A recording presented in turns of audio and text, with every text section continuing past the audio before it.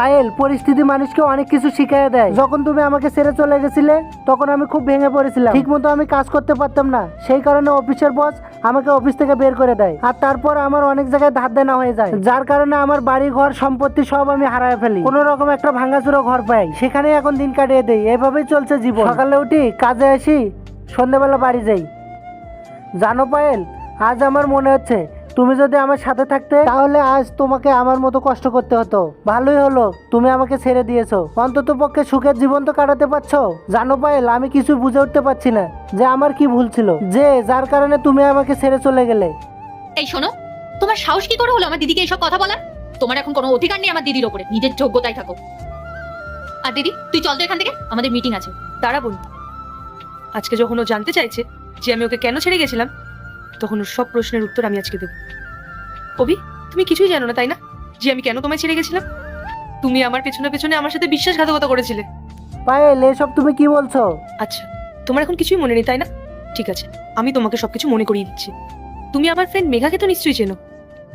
আমার পেছনে তুমি মেঘার সাথে অ্যাফেয়ার চালাচ্ছিলে, আর তুমি বলছো যে তুমি কি করেছো।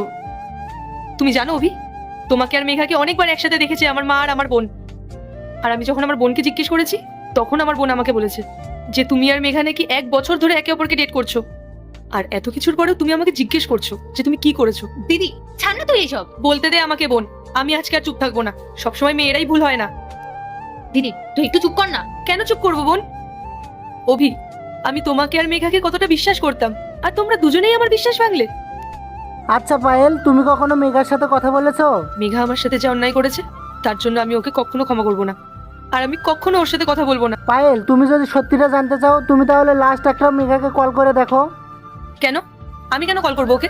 দিদি দিদি তুই আমার কথাটা শোন, এই মানুষটা কিন্তু তোকে উল্টোপাল্টা বোঝানোর চেষ্টা করছে। তুই চল, আমাদের লেট হয়ে যাচ্ছে। তুই চুপ কর বোন, আজকে আমি এর শেষ দেখেই ছাড়বো।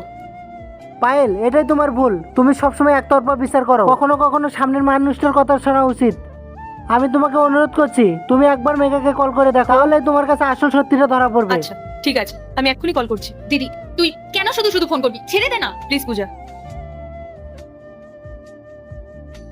হ্যালো মেঘা। পায়েল, তুই এতদিন পরে তাহলে তোর বান্ধবীর কথা মনে পড়লো? আমি তোর কাছ থেকে শুধু এটা জানার জন্যই কল করলাম যে আমার হাজবেন্ড আর তোর মধ্যে ঠিক কি রিলেশন ছিল। আর এরপরে কি হয় দেখতে চাইলে পাট্টুলাকে কমেন্ট করো।